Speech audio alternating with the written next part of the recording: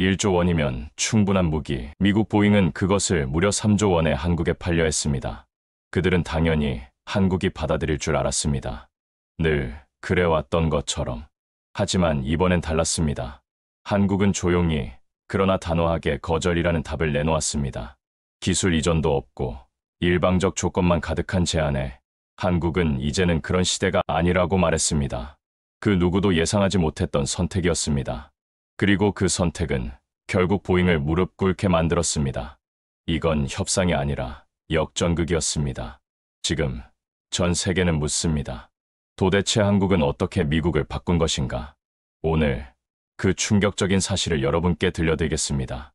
사연 시작 전 구독과 좋아요로 대한민국을 응원해주세요. 저는 미국 방산업계에서 일해온 지 20년이 넘은 전략 분석가입니다. 펜타곤과 주요 방산업체를 오가며 국제 군사계약의 협상과 분석을 담당해왔고, 특히 아시아 태평양 지역의 무기 수출 프로젝트에서는 나름의 전문성을 인정받아왔습니다. 그동안 수많은 국가들과 협상 테이블에 앉았지만 대부분은 예측 가능한 결과로 마무리됐습니다. 미국의 기술력과 정치적 영향력 앞에서 상대국이 조건을 수용하는 것이 일반적인 수순이었죠. 처음 한국이라는 나라의 조기 경보기 사업에 관심을 갖게 된 건 몇 달 전 본사 회의실에서 열린 브리핑 자리에서였습니다. 시애틀 본사 42층에 위치한 임원 회의실에는 보잉의 국제사업부 핵심 인사들이 모여 있었고, 벽면의 대형 스크린에는 한국의 2737 조기 경보기 도입 계획이 상세히 펼쳐져 있었습니다. 당시 보잉의 고위 임원들이 모여 한국은 어차피 기술 이전을 못 받아도 살 나라다라는 말을 아무렇지 않게 하는 걸 듣고 저는 마음속으로 잠시 멈칫했습니다. 그 말에는 오랜 관례에서 나오는 확신이 배어 있었습니다. 한국은 지난 수십 년간 F-16, F-15K, 패트리어트 미사일 등 핵심 무기 체계를 모두 미국에서 도입해왔고, 그때마다 기술 이전 요구는 있었지만 결국엔 미국의 조건을 받아들이는 것으로 마무리됐거든요. 가격이 오르고 기간이 늘어져도 결국 미국을 선택할 수밖에 없다는 것이 워싱턴 방산가의 공통된 인식이었습니다. 솔직히 말하면 그때까지도 저 역시 한국을 그렇게 생각했었습니다. 믿을 수 있는 동맹, 하지만 언제나 미국 기술력에 기대야 하는 국가 정도로요. 워낙 오랜 세월 동안 미국의 무기를 수입해왔고 협상 때마다 워싱턴의 눈치를 봐야 했던 모습이 기억에 선명했거든요. 한미 대외 군사판매 협정 아래에서 한국은 늘 수동적인 위치에 있었고, 가격은 오르지만 기술은 안 준다는 방침은 오래된 관례처럼 여겨졌습니다. 하지만 회의실에서 나온 후 제 마음 한구석에는 묘한 의문이 생겨났습니다. 정말 한국이 예전과 똑같을까? 최근 몇 년 사이 KF-21, K2 전차, 천공 방공 시스템 등에서 보여준 기술력을 생각하면 이번엔 다른 양상을 보일 수도 있지 않을까 하는 생각이 들었습니다. 그러나 이상하게도 이번에는 분위기가 조금 달랐습니다. 브리핑이 끝난 후 한참 동안 입을 다물고 있던 한 동료가 조용히 말했습니다. 요즘 한국 여론이 심상치 않다더군. 자주 국방이라는 단어가 대중의 입에 오르내리는 걸 보면 이번엔 진짜 움직일지도 몰라. 저는 코웃음을 쳤습니다. 그래봤자 또 미국산 도입이 결론일 거라고, 그게 얼마나 복잡하고 고립된 결정인지 저는 누구보다도 잘 알고 있었으니까요. 하지만 제 예감은 틀렸습니다. 한국은 이번엔 이전과는 달랐습니다. 계약서에 도장을 찍기 전 그들은 예상하지 못한 질문들을 던지기 시작했습니다. 왜 가격이 3배로 뛰었는가? 기술 이전 없는 거래가 동맹 관계에 부합하는가? 만약 미국 의회가 거부하면 한국은 어떤 보호장치도 없이 당해야 하는가? 제가 늘 외국 정부들과 만나며 들어왔던 수동적 응답이 아니라 철저히 준비된 주도적 질문이었습니다. 그 순간 저는 처음으로 이 계약이 이전과는 다를 수 있다는 걸 느꼈습니다. 한국은 이제 더 이상 그냥 구매자가 아니었습니다. 그들은 묻고 있었고 때론 답을 요구하고 있었습니다. 물론 이 모든 것이 겉보기에는 여전히 조용하고 외교적인 말투 속에 감춰져 있었지만 뭔가 본질적인 변화가 시작되고 있었습니다. 지금 돌이켜보면 그날의 회의실에서 느꼈던 섬뜩한 이질감이 바로 이 변화의 전조였던 것 같습니다. 그리고 그 변화는 제가 한국이라는 나라를 다시 보게 되는 계기가 되었습니다. 며칠 전까지만 해도 분위기는 나쁘지 않았습니다. 이사회에서 최종 보고를 마친 후 저는 보잉의 아태 지역 방산 파트너십 팀과 함께 한국 국방부를 향한 제안서 보완 작업에 들어갔습니다. 우리의 2737 평화의 눈 시스템은 기술적으로 검증된 플랫폼이었고 이미 호주, 터키에서 운용 중인 실전 경험까지 갖추고 있었습니다. 가격과 조건 모두 저희 입장에서는 호의적이라 할 수 있었고 이 정도면 한국도 받아들일 수 있으리라 확신하고 있었습니다. 무엇보다 우리에게는 시간이 있었습니다. 한국의 2737 도입 시한은 2027년으로 정해져 있었고 대안을 검토하고 새로운 협상을 진행하기에는 시간이 촉박했거든요. 심지어 저희 내부에서는 이미 판은 끝났다는 표현이 오갈 정도였습니다. 한국이 아무리 조건을 내세워도 결국엔 검증된 미국 시스템을 선택할 수밖에 없다는 것이 중론이었죠. 그런데 며칠 전부터 분위기가 묘하게 바뀌기 시작했습니다. 처음에는 작은 변화들이었습니다. 한국 현지 매체에서 갑자기 기술 이전 거부, 3배 뻥 튀기된 가격, 의회 핑계 같은 자극적인 제목의 기사들이 쏟아지기 시작했고 국내 포털의 실시간 검색어 상위에 보잉 갑질, 조기 경보기 국산화 같은 단어들이 등장했습니다. 저희 홍보팀은 언론 플레이일 뿐이다라며 진화에 나섰지만 저는 뭔가 심상치 않다는 느낌을 지울 수 없었습니다. 제가 20년간 봐온 한국 언론의 패턴과는 분명히 달랐거든요. 예전에는 방산 관련 이슈가 나와도 대부분 정부 발표를 그대로 인용하거나 기껏해야 예산 낭비 정도의 비판선에서 머물렀는데 이번에는 기술 주권, 대체 가능성, 심지어 미국의 이중적 태도까지 거론하고 있었습니다. 더 놀라운 건 여론의 반응이었습니다. 그날 밤 집무실에서 늦게까지 남아 유튜브 영상을 확인하다가 저는 그야말로 충격을 받았습니다. 보잉이 한국을 우습게 보는 이유라는 제목의 영상이 24시간 만에 수십만 조회수를 기록하고 있었고 댓글창은 분노와 실망으로 가득 차 있었습니다. 미국은 우리를 동맹이 아니라 만만히 본다. 기술도 안 주면서 돈만 받겠다는 거냐. 이제 그만 미국 눈치 보자. 수천 개의 댓글이 달려 있었고 대부분이 저희에 대한 분노와 냉소로 가득 차 있었습니다. 그 댓글들의 번역본을 하나하나 읽으면서 마음이 싸늘해졌습니다. 분명 과거에는 한국이 이런 문제에 대해 공공연히 불만을 드러내지 않았습니다. 미국 정부가 조율하면 대부분 따라오는 분위기였죠.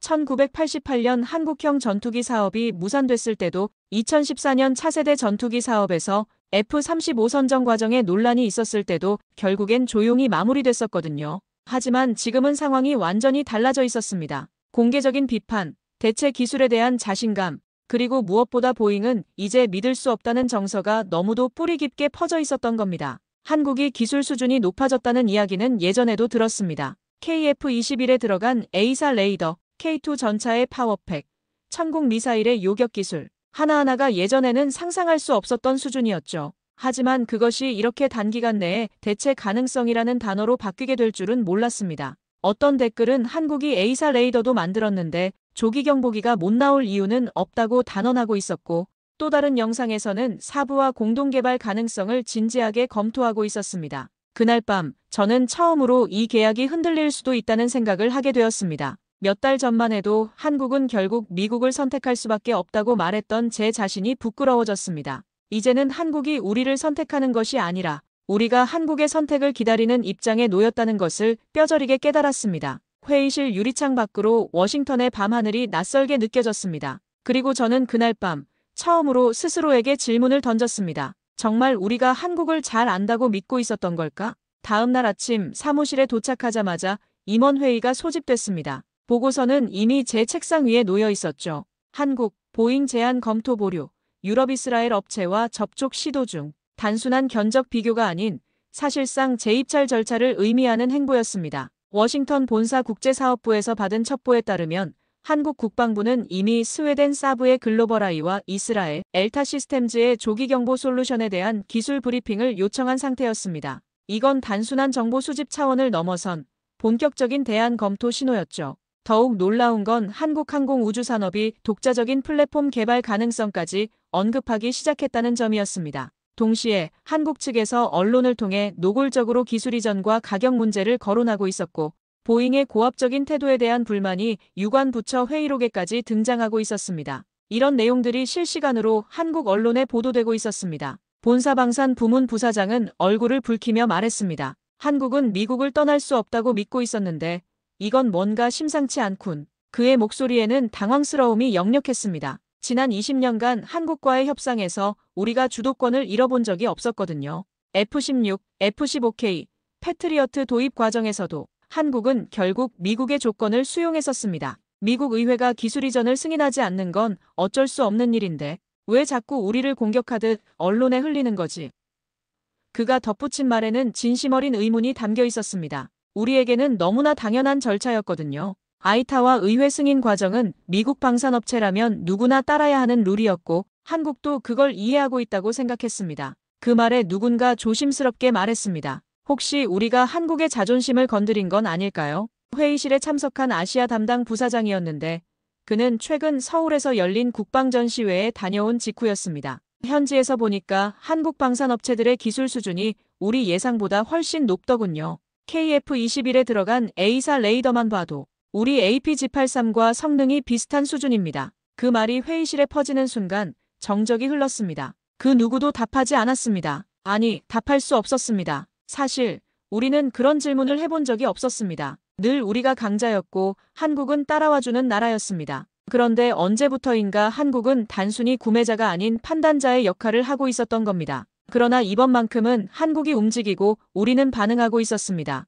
더 충격적인 건 한국이 이번 결정을 경제적 계산이 아닌 철학적 선택으로 접근하고 있다는 점이었습니다. 단순히 가격이나 성능만이 아니라 이 계약이 한국의 자주 국방에 도움이 되느냐는 관점에서 판단하고 있었던 거죠. 며칠 후 저는 사부의 글로벌아이 도입 가능성에 대한 분석 리포트를 검토하게 됐습니다. 놀랍게도 한국은 이미 글로벌아이와 이스라엘 엘타의 시스템 성능을 비교 검토하고 있었고 그 가운데 일부는 보잉 시스템보다 더 진보된 기능을 갖추고 있었습니다. 특히 실시간 데이터 융합, AI 기반 추적, 자국 내 정비 가능성 같은 항목에서 말입니다.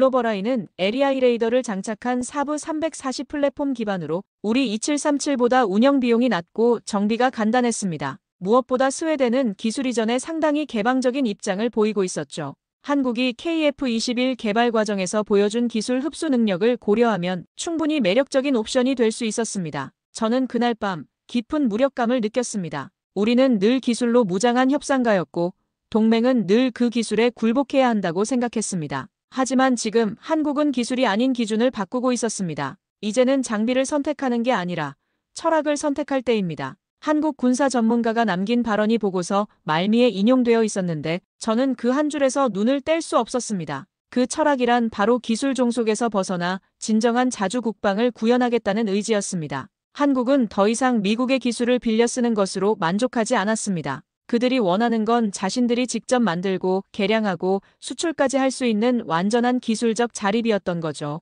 보잉은 그날 긴급하게 한국 전담 조정팀 구성을 논의하기 시작했습니다. 기술 이전 조건의 유연화, 유지보수 권한의 단계적 이양, 심지어 일부 소스코드의 접근권 검토까지 우리는 지금 처음으로 미국이 한국에게 협상을 구걸하는 위치에 있다는 사실을 인정하게 된 것입니다. 며칠 뒤 저는 워싱턴 국방 관련 로비 네트워크 회의에 참석하게 됐습니다. 이 모임은 매월 셋째 주 목요일 저녁 워싱턴 DC 다운타운의 한 고급 호텔에서 열리는 비공식 회의였습니다. 보잉뿐 아니라 록히드 마틴, 레이시온, 제너럴 다이내믹스 등 주요 방산기업 관계자들과 일부 전직 국방부 인사들이 모인 자리였죠. 공식적으로는 아시아 태평양 방산 협력 방안 모색회의라는 거창한 이름이 붙어 있었지만 실상은 각국 정부와의 계약에서 발생하는 이슈들을 공유하고 대응 방안을 조율하는 자리였습니다. 그 자리는 겉으로는 한국과의 협력 방안을 모색하는 회의였지만 실상은 달랐습니다. 회의가 시작되자마자 록히드 마틴의 아시아 담당 이사가 입을 열었습니다.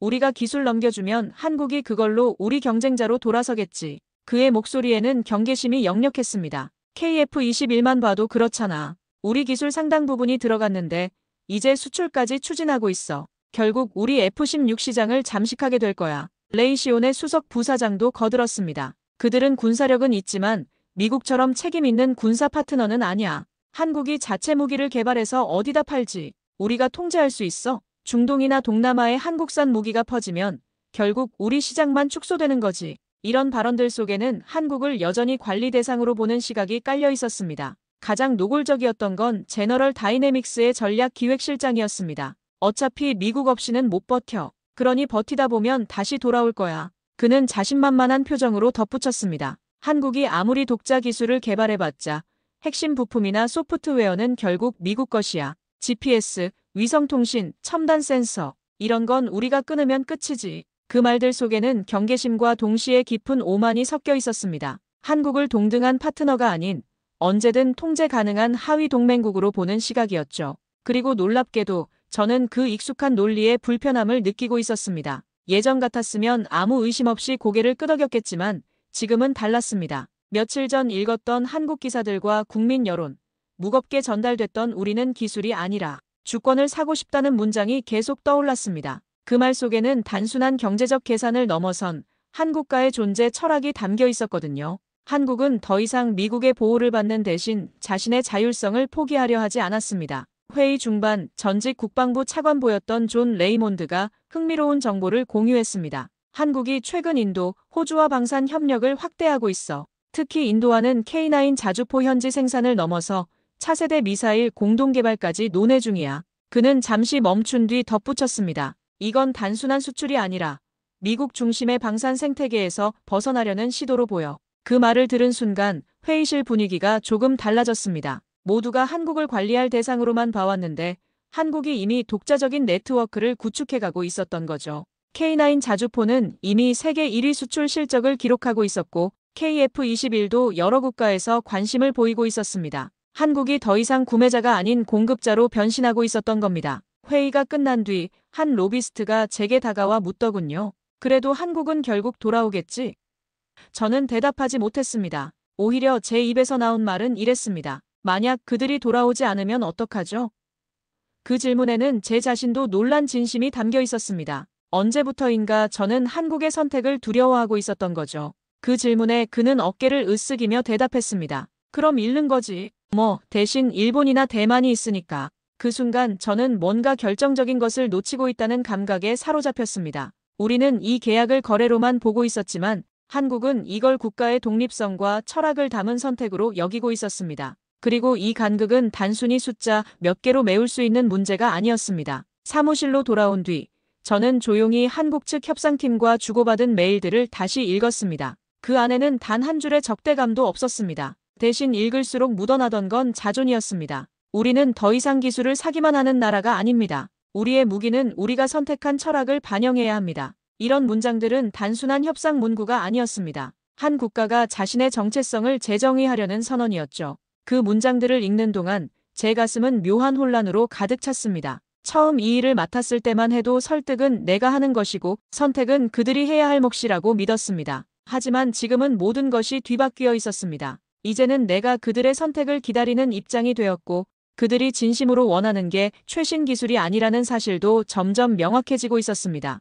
그리고 저는 처음으로 이 일이 단순한 계약이 아닌 한 나라가 가진 주권의 무게를 다루는 일이라는 걸 깨닫게 되었습니다. 그날 오후 저는 몇 년째 함께 일해온 동료인 제이슨과 늦은 점심을 먹게 되었습니다. 그는 제가 가장 신뢰하는 전략 파트너 중 한 명이었고 이번 한국건의 초안 작성에도 깊이 관여한 인물이었죠. MIT에서 국제정치학 박사 학위를 받고 펜타곤에서 10년간 근무한 뒤 보잉으로 옮겨온 그는 아시아 지역 군사 협력에 대해서는 누구보다 해박한 지식을 갖고 있었습니다. 워싱턴 DC의 한 조용한 레스토랑에서 식사를 하던 중 그런 그가 식사 도중 제게 조용히 묻더군요. 요즘 너 좀 이상한데. 그의 눈빛에는 진심 어린 걱정이 담겨 있었습니다. 회의 때도 예전 같지 않고 보고서도 뭔가 다르고 혹시 한국건 때문에 스트레스 받는 거야? 처음엔 웃어넘기려 했지만 곧 진지하게 답했습니다. 그냥 이번엔 우리가 뭘 잘못 읽고 있는 것 같다는 생각이 들어. 제 목소리에는 지난 몇 주간 쌓였던 의문들이 스며들어 있었습니다. 기술 이전 문제도 가격도 외교도 뭔가 우리가 너무 우리 식대로만 판단하고 있다는 느낌이야. 제이슨은 손을 멈추고 말했습니다. 우리는 항상 그래왔어. 우리가 가진 게 기술이고 그게 곧 힘이지. 그는 잠시 멈춘 뒤 덧붙였습니다. 게다가 의회가 승인 안 하면 기술은 넘길 수 없어. 그건 우리 탓이 아니야. ITAR 규정도 있고 국가기밀 보호 문제도 있고 이런 건 어쩔 수 없는 현실이라고. 맞는 말이었습니다. 미국의 방산기술 이전에는 복잡한 법적, 정치적 절차가 따라붙습니다. 국방수권법, 수출관리법, 의회 승인 과정. 이 모든 것들이 얽혀 있어서 단순히 기업의 의지만으론 해결할 수 없는 구조적 한계가 분명히 존재했죠. 하지만 왜인지 그 말이 이제는 그토록 차갑게 들렸습니다. 하지만 제이슨, 우리가 놓치고 있는 게 있어. 저는 조심스럽게 말을 이었습니다. 한국이 우리에게 원하는 건 단지 기술이 아니야. 그들은 대우를 요구하고 있고 상호 존중을 원하고 있어. 그리고 우리는 그걸 너무 오랫동안 놓치고 있었던 거야. 한국의 입장에서 보면 70년간 혈맹이라고 불러온 관계에서 왜 여전히 기술, 종속 상태에 머물러야 하는지 의문을 가질만 했습니다. 독일과 일본은 2차 대전 후 패전국이었음에도 불구하고 지금은 미국과 기술을 공유하는 수준까지 올라섰는데 한국 전쟁에서 함께 피를 흘린 한국은 왜 여전히 구매자 위치에만 머물러야 하는 걸까요? 제이슨은 잠시 생각에 잠겼다가 말했습니다. 그래, 그들 입장에서는 그럴 수 있지. 하지만 우리도 현실을 봐야 해. 한국이 기술을 흡수하는 속도가 너무 빨라. KF-21만 봐도 그렇잖아. 우리 기술 상당 부분이 들어갔는데 이제 수출까지 추진하고 있어. 결국 우리 시장을 잠식하게 될 거야. 그의 우려도 일리가 있었습니다. 한국의 기술 발전 속도는 정말 놀라웠거든요. 1990년대까지만 해도 한국은 미국 기술을 조립하는 수준이었는데 이제는 독자적인 설계와 개발이 가능한 수준까지 올라왔습니다. A사 레이더, 능동형 전자방해 장비, 첨단 미사일 시스템, 이런 것들을 자체 개발할 수 있는 나라는 전 세계에 많지 않습니다. 그날 밤 저는 혼자 사무실에 남아 한 문서를 다시 열어보았습니다. 한국, 유럽, 이스라엘 장비와의 공동개발 가능성 공식 검토 착수라는 제목의 보고서였습니다. 이미 언론에는 보도됐고 정치권에서도 긍정적인 반응이 나오고 있었습니다. 더 충격적인 건 한국 내 여론조사 결과였습니다. 미국산 도입대 유럽 이스라엘과 공동개발 문항에서 후자가 60% 이상의 지지를 받고 있었던 겁니다. 이 숫자는 단순한 통계가 아니었습니다. 한국 국민들이 더 이상 미국을 유일한 선택지로 보지 않는다는 의미였죠. 예전에는 미국산이 최고라는 인식이 강했는데 이제는 우리 기술과 결합할 수 있는 파트너를 더 선호하고 있었습니다. 이런 변화는 하루아침에 일어난 게 아니었습니다. KF-21, K2 전차, 천국 미사일 등에서 성공을 거두면서 자신감이 쌓인 결과였죠. 우리는 이제 더 이상 유일한 선택지가 아니었습니다. 스웨덴의 글로벌아이는 가격 대비 성능이 뛰어났고 이스라엘의 기술은 실전 검증이 확실했습니다. 무엇보다 이들은 한국과의 기술 공유에 훨씬 적극적이었죠. 이스라엘 같은 경우는 자국의 생존이 걸린 문제라 기술 발전에 목말라 했고 한국과의 협력을 통해 시너지를 낼 수 있다고 판단하고 있었습니다. 저는 깊은 숨을 내쉬며 노트북을 덮었습니다. 그리고 창밖을 바라보다 문득 이런 생각이 들었습니다. 우린 한국을 동맹으로서가 아니라 시장으로만 바라보고 있었구나. 70년간 혈맹이라고 부르면서도 정작 핵심 기술은 절대 나누지 않으려 했습니다. 한국이 어려울 때는 도움을 요청했지만 한국이 성장해서 대등한 파트너가 되려 하니까 견제하려고만 했죠. 그들의 기술 수준이 우리를 따라오고 있다는 사실보다 그들이 독립적인 선택을 하려 한다는 사실이 더 무서웠습니다. 왜냐하면 그건 이제 우리가 통제할 수 있는 범위를 넘어섰다는 뜻이니까요. 한국이 더 이상 우리의 관리 대상이 아닌 협상 상대가 되어버린 거죠. 며칠 뒤 열린 사내 전략회의에서 저는 처음으로 입장을 달리했습니다. 우리가 기술 일부라도 이전하지 않으면 한국은 이 계약을 포기할 수 있습니다. 순간 회의실은 정적에 잠겼고 몇몇 고위 간부들의 얼굴엔 불쾌한 기색이 역력했습니다. 이런 말을 하는 제 자신도 놀라웠지만 더 이상 현실을 외면할 수는 없었습니다. 누군가가 조용히 말했죠. 그건 결국 우리가 무릎 꿇는 거야. 하지만 저는 이제 확신하고 있었습니다. 그건 무릎 꿇는 게 아니라 상대를 존중하는 자세로 돌아가는 일이라고. 진짜 동맹이란 건 기술 독점 위에 서는 게 아니라 신뢰와 자율성 위에 서야 한다는 것을 한국이 먼저 보여주고 있었던 겁니다. 그리고 저는 점점 분명히 느끼기 시작했습니다. 우리가 기다리고 있는 건 단순한 계약 체결이 아니라 한국이 우리를 파트너로 다시 인정해줄지에 대한 선택이라는 것을 말입니다. 그 주 주말, 저는 평소보다 일찍 사무실에 나왔습니다. 토요일 아침에 워싱턴은 평일과는 완전히 다른 모습이었죠. 차들도 없고 사람들도 없는 조용한 거리를 걸으며 사무실로 향했습니다. 다른 동료들이 아직 출근하지 않은 조용한 공간 속에서 저는 한참 동안 한국의 방위산업 관련 리포트를 훑어봤습니다. 제가 펼쳐본 자료들은 상당히 방대했습니다. 보잉이 그간 한국에 공급한 시스템부터 카이와 LIG넥스1이 개발해온 기술 변화, 그리고 가장 최근엔 국산 A사 레이더와 무인기 플랫폼까지 1980년대부터 2024년까지 거의 40년간의 한국 방위산업 발전사가 제 앞에 펼쳐져 있었습니다. 처음에는 그냥 직업적 호기심이었습니다. 한국이 정말 우리 없이 조기 경보기를 만들 수 있는지, 그들의 기술 수준이 어느 정도인지 확인해보고 싶었거든요. 하지만 페이지를 넘길수록 뭔가 설명하기 어려운 감정이 밀려왔습니다. 그건 놀라움이었고 동시에 약간의 두려움이었습니다. 이걸 한국이 정말 혼자 만든 건가? 제가 보고 있던 건 한화 시스템이 개발한 차세대 A사 레이더 기술 사양서였습니다. A사 레이더는 원래 미국, 유럽 일부에서만 독점하던 기술입니다. 수천 개의 송수신 모듈을 정밀하게 제어해야 하고 신호 처리 알고리즘도 극도로 복잡하죠. 그런데 한국은 이미 탐지 범위, 재밍 대응, 내구도에서 저희 제품과 대등하거나 어떤 부분은 앞서는 기술을 갖고 있었죠. 더 놀라운 건 개발 속도였습니다. 한국이 A사 레이더 개발에 본격적으로 착수한 건 2010년대 초반이었는데 불과 10여 년 만에 이 정도 수준까지 올라온 거였습니다. 미국이나 유럽이 수십 년에 걸쳐 축적한 기술을 한국은 압축 성장의 방식으로 따라잡은 셈이었죠. 이런 속도라면 조기경보기용 레이더 시스템도 충분히 개발 가능할 것 같았습니다. 카이의 항공기 설계 능력도 인상적이었습니다. KF-21 개발 과정에서 보여준 시스템 통합 능력, 공기역학 설계, 복합재료 활용 기술, 이런 것들은 단순히 외국 기술을 카피한 수준이 아니었습니다. 독창적인 설계 철학과 엔지니어링 노하우가 축적된 결과였죠. 특히 KF-21의 RCS 최적화 기술은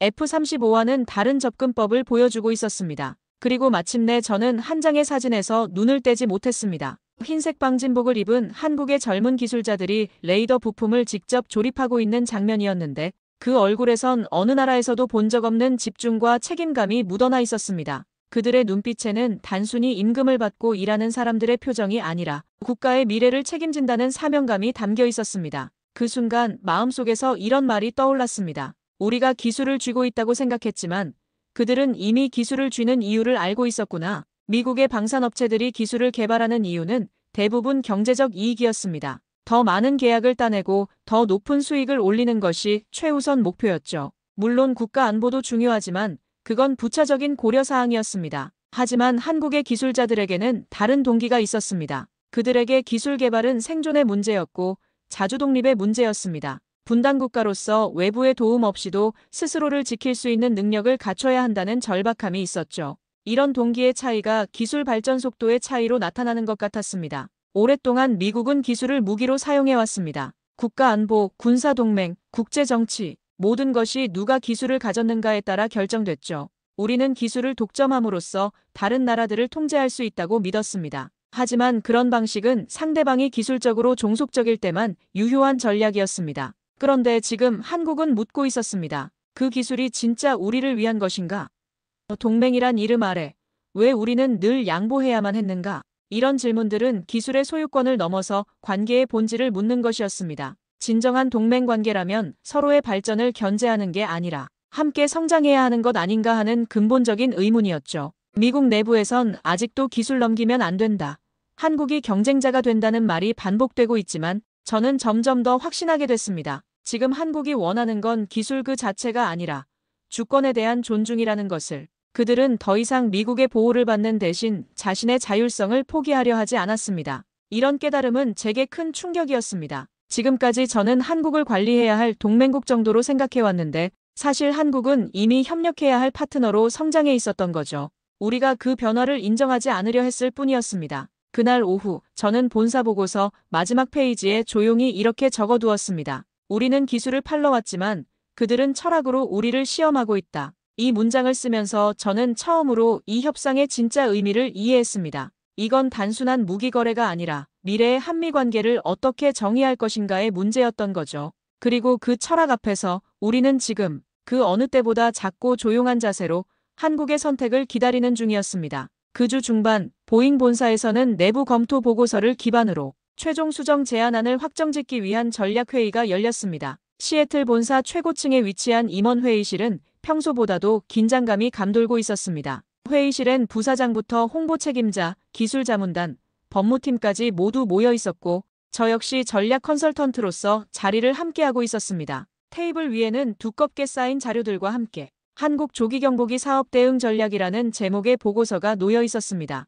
회의 초반은 예상대로 흘러갔습니다. 국제사업부 부사장이 먼저 입을 열었습니다. 기술 이전은 의회 승인이 필요한 사안이고 현재 정치적 상황을 고려할 때 승인 가능성은 희박합니다. 그의 목소리에는 확신이 담겨 있었습니다. ITAR 규정상 핵심 소스코드나 레이더 알고리즘은 절대 공유할 수 없고 이는 협상 불가능한 사항입니다. 법무팀장도 거들었습니다. 가격 역시 조정이 어렵습니다. 개발비, 생산비, 그리고 미국 정부가 요구하는 각종 수수료를 감안하면 현재 제시한 금액이 최선입니다. 그는 잠시 멈춘 뒤 덧붙였습니다. 한국이 불만을 표시하고 있지만 결국 검증된 미국 시스템을 선택할 수밖에 없을 겁니다. 다른 대안들은 성능이나 신뢰성 면에서 우리를 따라올 수 없거든요. 기술자문단의 수석 엔지니어는 더욱 단호했습니다. 타협은 안 됩니다. 우리가 한번 기술 이전 선례를 만들면 다른 모든 국가들이 같은 요구를 할 겁니다. 그러면 우리의 기술적 우위는 완전히 무너지죠. 그의 말에는 오랜 경험에서 나오는 확신이 배어 있었습니다.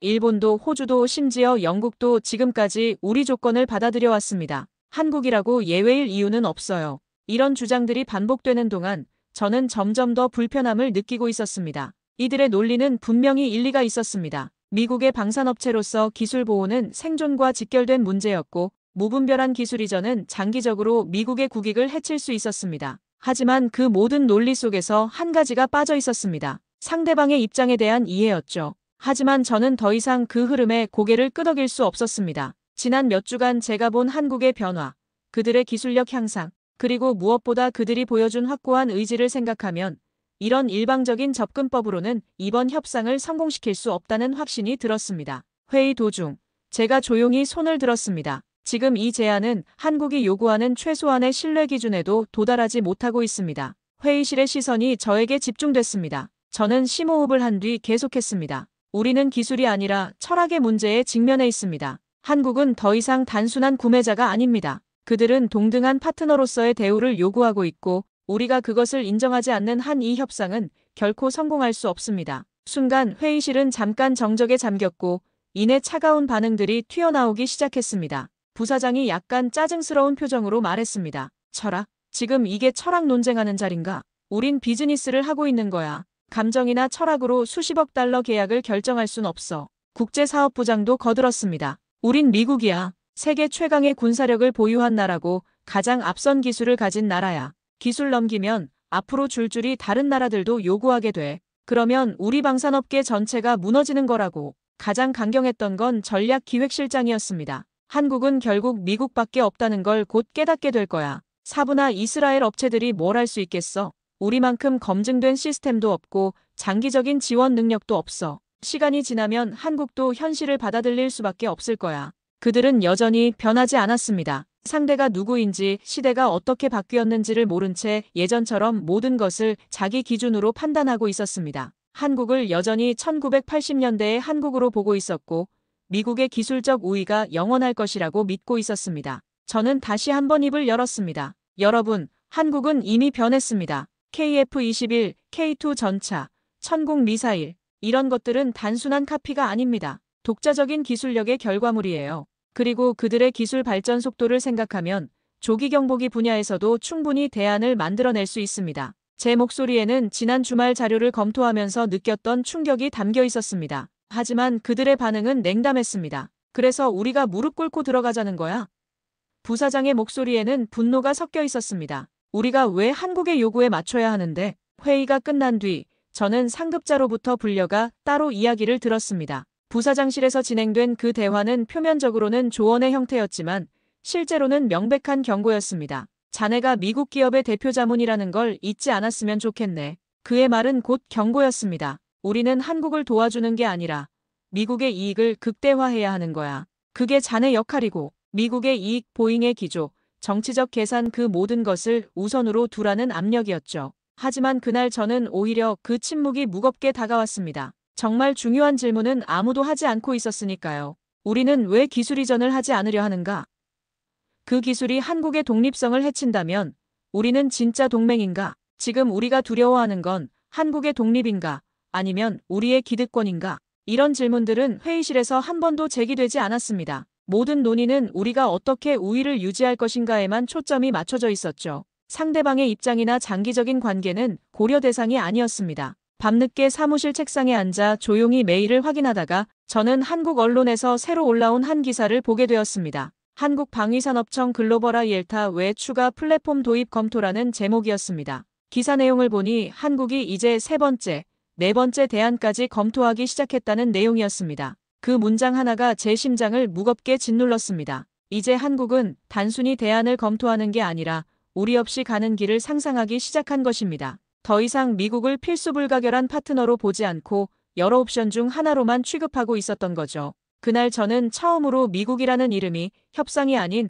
오만의 대명사처럼 느껴졌습니다. 우리는 너무 오랫동안 기술적 우위에 안주해왔고 그것이 영원할 것이라고 착각해왔습니다. 하지만 세상은 변했고 한국도 변했습니다. 오직 우리만 변하지 않고 있었던 거죠. 그리고 제 머릿속을 맴도는 생각은 단 하나였습니다. 지금 필요한 건 우리가 말할 수 있는 명분이 아니라 그들이 받아들일 수 있는 진심이다. 하지만 그 진심을 보여줄 용기가 우리에게 있을까? 아직은 확신할 수 없었습니다. 며칠 뒤 본사로부터 호출을 받은 저는 워싱턴 인근의 한 비공식 회의 장소로 향했습니다. 버지니아주 맥린에 위치한 그 장소는 겉보기에는 평범한 컨퍼런스 센터였지만 실제로는 정부 계약에 영향을 미칠 만한 민간 방산 고문들과 전직 국방 인사들이 비공개로 만나 국제 입찰의 전략을 논의하는 자리였습니다. 이런 모임은 공식 회의록도 남지 않고 언론에 보도되는 일도 없었죠. 하지만 여기서 나오는 결론들이 실제 정책에 상당한 영향을 미친다는 것은 업계의 공공연한 비밀이었습니다.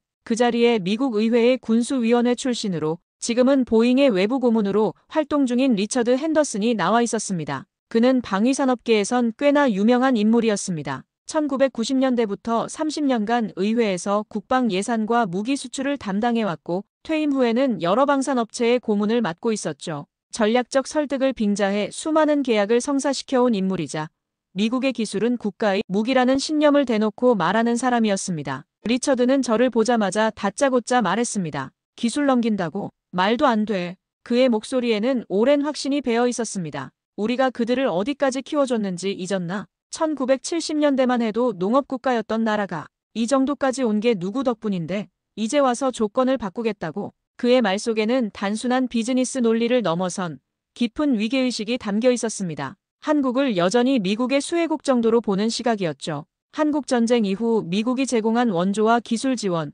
그리고 안보 보장을 통해 한국이 성장할 수 있었다는 논리였습니다. 그런 관점에서 보면 한국이 이제 와서 대등한 대우를 요구하는 것은 배은망덕한 일이었죠. 그 말은 단순한 의견이 아니었습니다. 그건 철저한 위계의식이자 한국을 끝까지 하위 동맹국으로만 보겠다는 선언과도 같았습니다. 미국이 주인이고 한국은 언제까지나 종속적 관계에 머물러야 한다는 사고방식이었습니다. 리처드는 이어서 의회 차원의 압력도 이미 준비되어 있다고 말했습니다. 만약 보잉이 기술 이전 조건을 열면 우리가 법적으로 막을 거야. 미국 정부의 권위가 흔들리면 안 되니까. 그는 잠시 멈춘 뒤 더욱 구체적으로 말했습니다. 국방수권법 개정을 통해서라도 기술 이전을 제한할 수 있어. ITAR 규정도 더 강화할 수 있고. 그는 아예 대놓고 기술 이전 금지 메모를 회람시킬 계획까지 언급했습니다. 의회 국방위원회를 통해 공식 문서를 작성해서 관련 부처와 방산업체들에 배포하겠다는 것이었죠. 그 메모의 제목은 이미 정해져 있었습니다. 국가기밀기술의 해외 이전 제한에 관한 지침.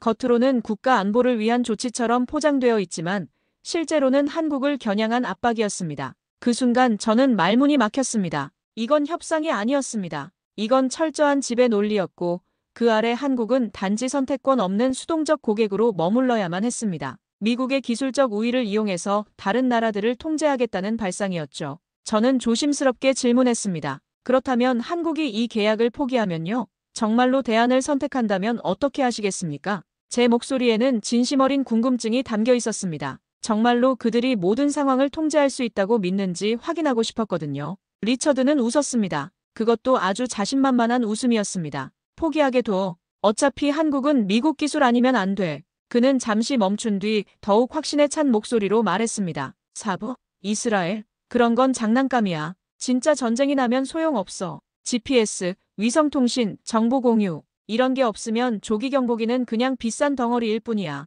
그의 논리는 분명히 일리가 있었습니다. 현대 무기 체계는 단독으로 작동하는 게 아니라 복잡한 네트워크의 일부로 기능합니다. GPS 신호, 위성 데이터, 암호화 통신. 이런 것들은 여전히 미국이 압도적으로 우위를 점하고 있는 분야였죠. 하지만 그의 말에는 한 가지 중요한 가정이 숨어 있었습니다. 한국이 영원히 그런 종속적 관계에 만족할 것이라는 가정이었습니다. 우리가 몇 개월만 버티면 다시 돌아올 거야. 리처드의 마지막 말이었습니다. 한국 정치인들도 바보가 아니야. 결국 현실을 받아들일 수밖에 없어. 미국과 관계를 악화시킬 수는 없거든. 그 순간 제 심장이 묘하게 서늘해졌습니다. 제가 지금까지 알고 있던 동맹이란 단어가 무너지는 소리를 들은 듯 했죠. 우리는 그들을 파트너로 여기는 게 아니었습니다. 그저 통제 가능한 시장, 순응하는 국가, 그리고 감히 조건을 바꿀 수 없는 을로 바라보고 있었던 겁니다. 더 충격적이었던 건 이런 사고방식이 워싱턴 전체에 만연해 있다는 사실이었습니다. 한국뿐만 아니라 모든 동맹국들을 이런 식으로 보고 있었던 거죠.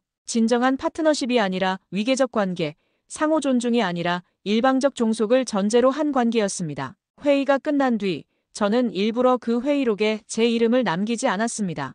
참석자 명단에서 제 이름을 빼달라고 요청했죠. 그리고 돌아오는 차 안에서 한참을 가만히 앉아 있었습니다. 리처드의 말은 단 하나도 납득되지 않았지만 그가 했던 마지막 말은 묘하게 머릿속에 남아 떠돌았습니다. 우리가 기술을 주는 순간 그들은 우리를 넘볼 거야. 그리고 저는 그 말에 마음속으로 조용히 대답하고 있었습니다. 이미 넘보고 있는 게 아니라 그들은 자기 길을 만들고 있는 거야. 우리가 그걸 보지 못했을 뿐이지. 한국은 더 이상 미국을 넘보려 하지 않았습니다. 그들은 단순히 독립적인 길을 가려고 할 뿐이었죠. 그 차이를 이해하지 못하는 한 미국은 계속해서 잘못된 대응을 할 수밖에 없을 것 같았습니다. 그로부터 일주일 뒤 한국에서 한 줄짜리 보도자료가 떴습니다. 한국 국방부 보잉과의 조기 경보기 협상 전면 보류 국산화 대체안 동시 검토라는 제목이었습니다. 뉴스는 짧았지만 그 여파는 거셌습니다. 저는 그 소식을 워싱턴 시간으로 새벽 5시에 받았는데 긴급 알림 메시지가 휴대폰을 통해 들어온 순간 잠이 완전히 깼습니다. 미국 본사 내부 메신저는 한밤중까지 울려댔고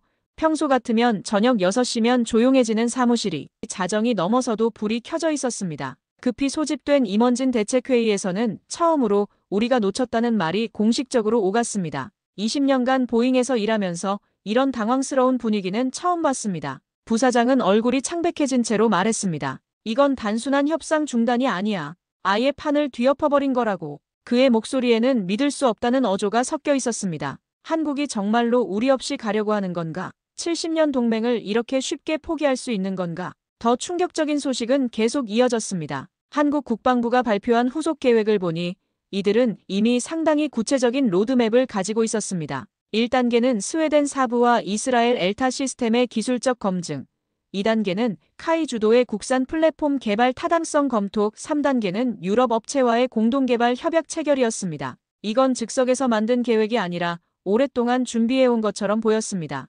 놀랍게도 보잉 내부 자료실에는 이미 한국에 대체한 자료들이 잔뜩 정리돼 있었습니다. 우리가 그동안 경쟁업체들을 모니터링해왔던 결과물들이었죠. 사부의 글로벌아이 성능 비교표를 보니 몇몇 항목에서는 우리 2737보다 우수한 점수를 받고 있었습니다. 특히 연료 효율성과 정비 편의성에서는 확실한 차이가 있었습니다. 이스라엘 엘타의 분산형 센서 분석 자료도 인상적이었습니다. 이들은 하나의 대형 플랫폼 대신 여러 개의 소형 무인기를 네트워크로 연결하는 방식을 제안하고 있었는데 이는 생존성과 운용 유연성 면에서 기존 방식보다 진보된 개념이었습니다. 더욱이 이 시스템은 실제 중동 분쟁에서 검증된 기술이었죠. 그리고 카이가 독자적으로 설계한 차세대 조기 경보기 개념도까지 있었습니다. 이 자료를 보는 순간 저는 정말 놀랐습니다. 단순히 기존 시스템을 모방하는 수준이 아니라 완전히 새로운 접근법을 제시하고 있었거든요. KF-21 개발 과정에서 축적한 시스템 통합 기술,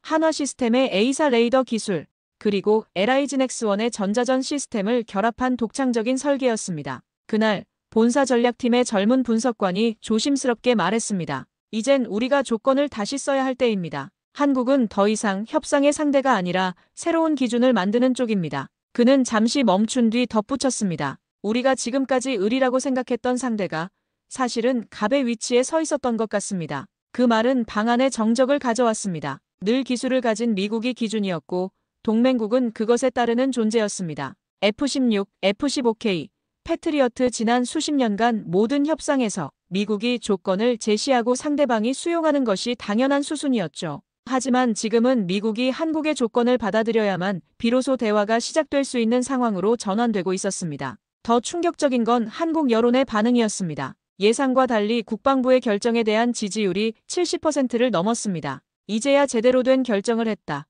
미국 눈치 보지 말고 우리 길을 가자는 댓글들이 압도적이었죠. 한국 국민들이 단기적인 불편함을 감수하더라도 장기적인 자주 국방을 선택하겠다는 의지를 보여준 것이었습니다. 며칠 뒤 이사회는 처음으로 기술 이전 관련 조건 수정안을 논의하기 시작했습니다. 그 변화는 상당히 급격했습니다. 소스코드는 어렵더라도 정비권 이전은 검토해보자. 모듈 설계 일부는 공유 가능하다. 현지 업체와의 유지보수 협업을 공식 제안하자.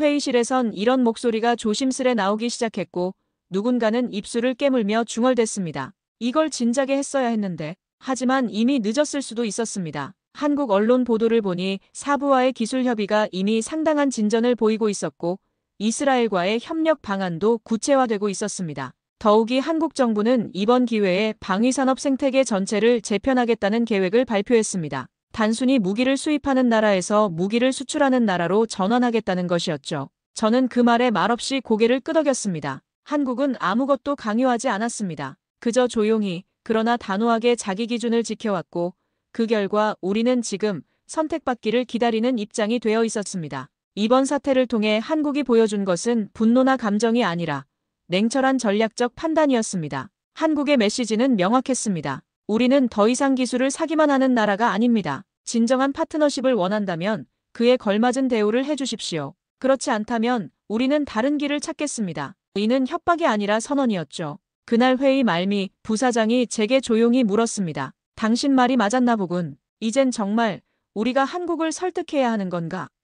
저는 답하지 않았습니다. 대신 이렇게 생각하고 있었습니다. 이건 설득의 문제가 아닙니다. 이제 우리가 배워야 할 차례입니다. 창밖으로 저녁 노을이 지고 있었습니다. 그 빛은 마치 오래된 질서가 저물어가는 듯했고 그 속에서 저는 작은 나라가 보여준 단단한 침묵의 힘을 처음으로 이해하게 되었습니다. 한국은 소리 지르거나 위협하지 않았습니다. 그저 자신들의 원칙을 지켰을 뿐이었죠. 그리고 그것이 가장 강력한 메시지였습니다. 며칠 뒤 저는 조용히 사직서를 냈습니다. 표면적 이유는 개인적인 휴식이었지만 사실 저는 더 이상 이 회사의 접근 방식에 동의할 수 없었습니다. 보잉이라는 거대한 조직 안에서 혼자 목소리를 내는 것의 한계를 절감했고 무엇보다 제 양심이 더 이상 이런 일방적인 거래 방식을 받아들이지 않았습니다. 단지 계약을 따내기 위해서가 아니라 그들이 상대방의 선택을 존중하는 법을 마지막까지 받아들이지 않으려 했기 때문입니다. 저는 20년간 이 업계에서 일하면서 수많은 협상을 지켜봤지만 이번처럼 상대방의 존재 자체를 인정하지 않으려는 태도는 처음 봤습니다. 한국을 진정한 파트너로 보지 않고 언제까지나 통제 가능한 고객 정도로만 여기려는 오만함이 너무 깊이 뿌리박혀 있었죠. 제가 사직 의사를 밝혔을 때 상급자들은 의외라는 반응을 보였습니다. 그냥 업무일 뿐인데 왜 이렇게까지 하느냐는 것이었죠. 하지만 저에게는 단순한 업무가 아니었습니다. 이는 한 나라의 주권과 자존심에 관한 문제였고 동맹의 미래에 관한 문제였습니다. 그런 무거운 문제를 단순히 비즈니스로만 접근하는 것이 저에게는 견딜 수 없었습니다. 마지막 출근일, 저는 한국 관련 자료들을 정리하면서 지난 몇 달을 돌이켜봤습니다. 처음에는 저도 다른 동료들과 별반 다르지 않았습니다. 한국을 관리해야 할 동맹국 정도로 생각했고 미국의 기술적 우위가 영원할 것이라고 믿었죠. 하지만 한국의 반응을 지켜보면서 그리고 그들의 진짜 실력을 확인하면서 제 생각은 완전히 바뀌었습니다. 한국은 끝내 아직 어떤 업체도 선택하지 않았습니다. 보잉과의 협상을 중단한 뒤에도 그들은 서두르지 않았습니다. 오히려 더욱 신중하게, 더욱 체계적으로 대안들을 검토하고 있었죠. 그들은 기다리고 있었습니다. 하지만 이제는 전처럼 소극적으로 머뭇거리는 것이 아니라 주권 있는 국가로서 판을 새로 짜는 침묵이었습니다. 사부와의 기술 협의는 예상보다 빠르게 진행되고 있었고 이스라엘과의 협력도 구체화되고 있었습니다. 무엇보다 한국 자체의 기술 개발 능력에 대한 자신감이 크게 높아진 상태였죠. KF-21의 성공, K2 전차의 수출 실적, 천국 미사일의 기술적 완성도, 이런 성과들이 쌓이면서 한국은 우리도 할 수 있다는 확신을 갖게 되었습니다. 저는 그것이야말로 미국이 수십 년간 가장 두려워했던 동맹의 모습이라는 걸 깨달았습니다. 항의도 시위도 비난도 없이 그저 조건을 제시하고 선택하지 않는 그 태도 하나로 미국을 이토록 당황스럽게 만들 줄은 상상하지 못했습니다. 한국은 미국을 적으로 돌리지도 않았고 감정적으로 대응하지도 않았습니다. 그저 자신들의 기준을 명확히 하고 그에 부합하지 않으면 다른 선택을 하겠다고 조용히 선언했을 뿐이었죠. 그리고 저는 그것이야말로 진짜 힘이라고 생각했습니다. 묵묵히 자기 길을 가는 힘, 존중을 강요하지 않고 존중을 이끌어내는 힘, 큰 소리치거나 위협하지 않으면서도 상대방의 태도를 근본적으로 바꿔놓는 힘. 한국이 우리에게 보내는 가장 품위 있는 메시지였습니다. 미국의 방산업계는 이번 사태를 통해 뼈아픈 교훈을 얻었습니다. 더 이상 기술적 우위만으로는 동맹국들을 통제할 수 없다는 것, 진정한 파트너십 없이는 장기적 관계를 유지할 수 없다는 것을 깨달았죠. 하지만 그 깨달음이 실제 정책 변화로 이어질지는 여전히 의문이었습니다. 퇴사 후 몇 주가 지나고 저는 한국 관련 뉴스를 꾸준히 팔로우했습니다. 한국은 여전히 어떤 결정도 내리지 않고 있었지만 그들의 준비는 착착 진행되고 있었습니다. 자체 기술 개발 프로젝트는 정부의 전폭적인 지원 하에 가속화되고 있었고 유럽 및 이스라엘과의 협력 방안도 구체화되고 있었죠. 언젠가 다시 한국을 찾게 된다면 저는 그들에게 미안하다고 말하고 싶습니다. 미국의 일원으로서 그들을 제대로 이해하지 못했고 진정한 파트너로 대우하지 못했다고 사과하고 싶습니다. 그리고 감사하다고 말하고 싶습니다. 그들은 제게 동맹의 본질이 무엇인지 알려주었고 힘이 아니라 철학으로 세상을 바꾸는 법을 가르쳐 주었기 때문입니다. 한국이 보여준 것은 단순한 협상 기술이 아니었습니다. 그것은 한 나라가 가져야 할 자존과 품격이었고